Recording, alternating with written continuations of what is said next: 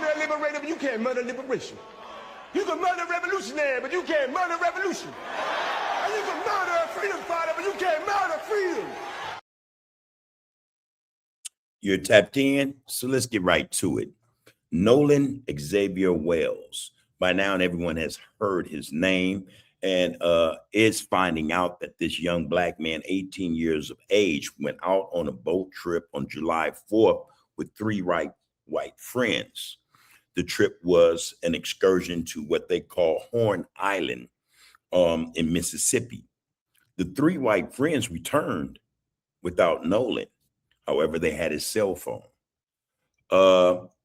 The excuse is that he decided to stay and he would get a ride from someone else on another boat. In any respect, they had the cell phone. They had his cell phone. So why he would not have his cell phone, and he decided to stay and hitch a ride back on someone else's boat is beyond anyone. Now, there's a lot coming out in this story. We're coming to find that some of these individuals who returned, from the island, from Horn Island without Nolan, parents are judges, doctors, things of that nature. Something doesn't seem right. This math is not mathing up, as they say. This is becoming an all too frequent occurrence with our young black brothers and sisters in this country, where they tend to go somewhere and not return. In some cases or instances, they tend to leave with friends and not return. However, the friends who are white return safely. So, this is something that is very disturbing to a lot of us in this country. With everything that's going on, it almost seems as if there is this concerted effort to antagonize, Black Americans to such an extent or point to where we react. Most people are upset that we're sitting back. We've fallen back and have become silent just because of the antics we see taking place all over this country. And as a result of that, we have people who are now speaking out against us, who are disrespecting us, who are openly spewing racist epithets and everything else about us. These people also want to see us unalived. And if you think about it, in a lot of respects, that wouldn't be too difficult a thing to do, especially when it comes to our youth, because the way society is wired now. Our youth are the most accepting of any demographic. Our youth come from families and households where we, still are peaceful people. We harbor no ill will towards anybody. We have our opinions, of course. We have our dislikes, of course, and we have our hatreds, but we do not harbor ill will. We don't set out to kill the youth of other demographics. We don't teach our children that. We are quite aware that there are demographics, or there are households in certain demographics where they preach this thing. They teach their children these things. They train them to know how to befriend Blacks and then stab them in the back. I have a clip, and this clip is interesting in that civil rights attorney Ben Crump has now taken control of this case. He is representing the Wells family and the disappearance and death, because initially he disappeared and then was found later unalive, of Nolan Xavier Wells. Again, this is something it's not adding up, but if we look at this, we focus on it hard enough, we will begin to see that there is this concerted effort. I want to say it seems, but I'm just so sure of it. My instinct tells me that there's this concerted effort to unalive as many of us as possible, in such a way that it's not necessarily common or normal, There's a lot at play here that we haven't begun to comprehend or understand just yet, but bet your bottom dollar we will. Let's bring this clip in here. Again, this is some disturbing news. We'll talk about it after the clip. Please like, share, follow, comment, and subscribe. You are tapped in. This is the art of political discourse. Okay, let's bring in this clip. Well, we want to not speculate, but we want to investigate to what happened to Nolan Wales, because it's not adding up. It's just not adding up. When you think about, the contradictions, the things that just make you scratch your head. I mean, you had this 18-year-old kid who went out celebrating on the 4th of July with his friends on a boat.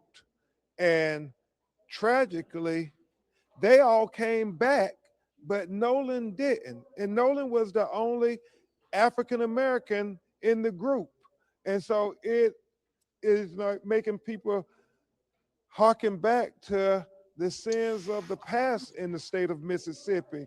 And so I think that's why the sins of the father, to be more correct or accurate in terms of that statement. We see them playing out, and we see for those who have committed such crimes in terms of lynching our brothers and sisters who have been caught, they are not old racists. They are younger. They are the young men and women now who allegedly are doing these things. So, yeah, the sins of the father are playing out in, the sons and daughters, put it like that. The sins of the father we're seeing being reenacted or happening all over again with the next generation. why people are so concerned with getting to the truth of what happened to Nolan Wales. It is so many things that don't pass the smell test here. Nolan was a college football player. I mean, he was in superior shape. His family and a lot of his friends are not accepting that this was a drowning, an accidental drowning.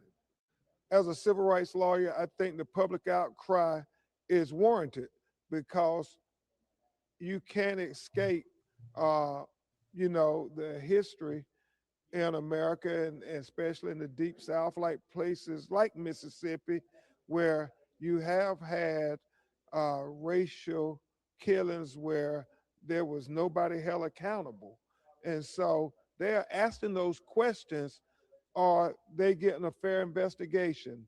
Is this equal justice under the law? And they want to make sure that the investigation won't be whitewashed. And I have to include with that last statement he made, that Ben Crump just made, the fact of the matter is it seems to be playing out like that. This seems to be a case where whatever the truth is being covered up. The judge, the mother of one of the teens that was with Nolan Xavier Wells, has taken it on herself to make a statement, and in her statement, she's talking about things that we haven't heard the investigators talk about, his phone, his cell phone, text messages, and things of this nature, giving what she would like to have people, her narrative is that, hey, they were all out there together and everything was okay. There was no reason, for any hostilities, or there's no reason for anyone to take this thing out of perspective. There were no issues with them. They were childhood friends, this, that, and the third. We're starting to wonder, okay, what are you trying to protect? I mean, what are you trying to hide? If they're innocent, then they're innocent. There's no need for you to jump the gun, This thing is, like I said, starting to rub a lot of people the wrong way in terms of what we're seeing taking place with our people in general, not just our children, 1-year-old babies being unalived by police officers in Mississippi, um, young black men and women being found hung in Mississippi. This thing is getting out of hand, so much so that it would be no wonder if the black community, black Americans, should decide to rise up. This would be the reason for that to occur. I did a little research recently, and we are mindful of Cyrus Belton. We're mindful of Carmelo Anthony. We're mindful of Jamela Hornsfoot. We understand these things, have occurred, that these issues have been happening and or involving or surrounding our young people and our people in general. But, there's more to this, or there are more black people involved in this who have been unalived in these states, southern states and elsewhere, that are swept under the rug. Let's put it like that. All right. There's a lot more going on in this country in terms of our young brothers and sisters, our people who are being found unalive, hanging at the end of ropes, or murdered by the hand, shot in the back by individuals who profess to be defending themselves. We have Trey Reed, 21 years old. His hanging was ruled a suicide. We have Kyle Basinga, another 21-year-old brother. His hanging was ruled a suicide. Of course, we have Cyrus Carmack Belton, who was murdered, 14 years old. Then we have Carmelo Anthony, who was 17. He defended himself against 2 racist bullies, yet was found guilty, first degree, sentenced to 35 years in prison. We have Tonia Nicole Miller, 27 years of age, found hung. Tori Medley, 39 years of age, found hung, ruled a suicide. I just mentioned Tamela Hornsfoot, 47 years of age, went to hang out with a bunch of white women, football moms. Next morning, she was found dead in the backyard. The reasoning was she had gotten too drunk and fell over the banister. How would they know that if they were all asleep? How would they know that if they were all asleep and found her the next morning? Gerard J. Jackson, another young man, found hung. We need to protect our people by any means necessary.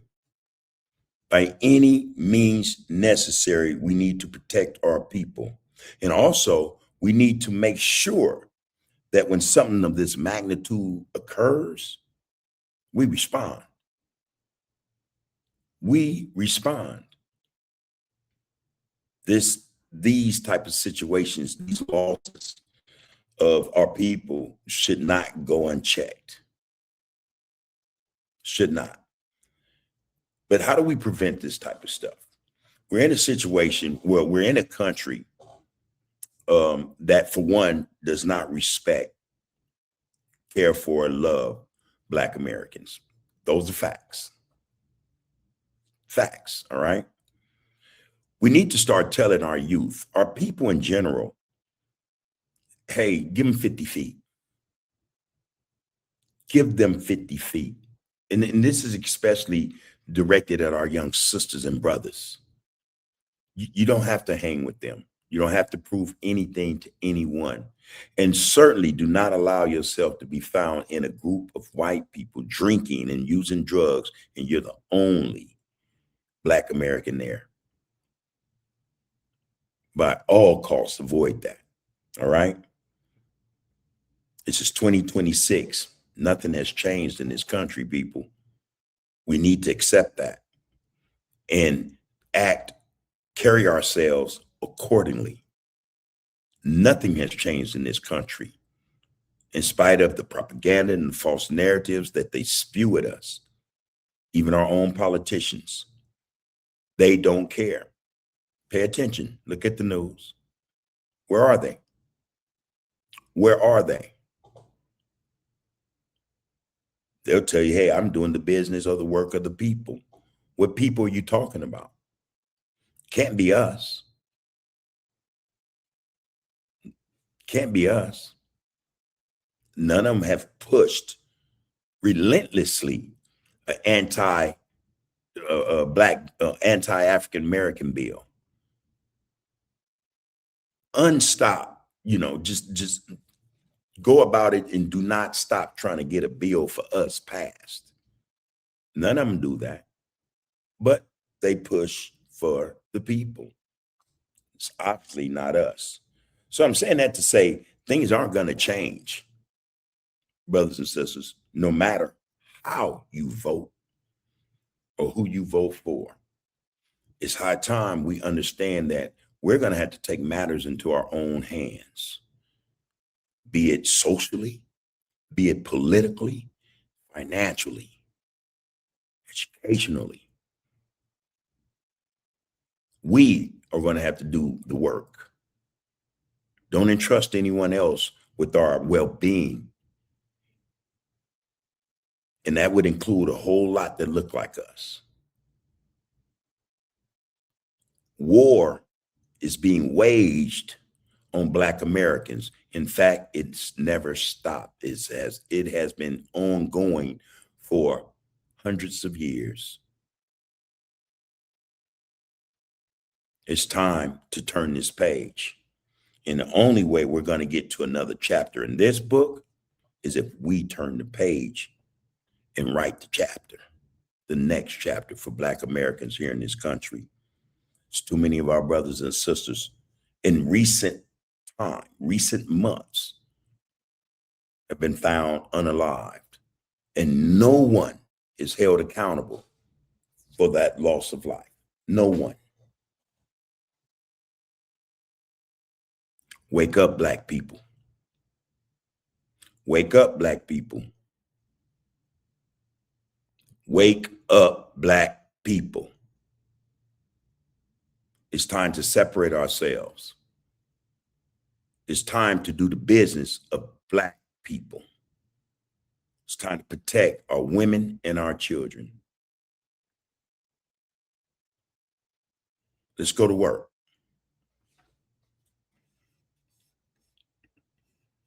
You can murder a liberator, but you can't murder liberation. You can murder a revolutionary, but you can't murder revolution. And you can murder a freedom fighter, but you can't murder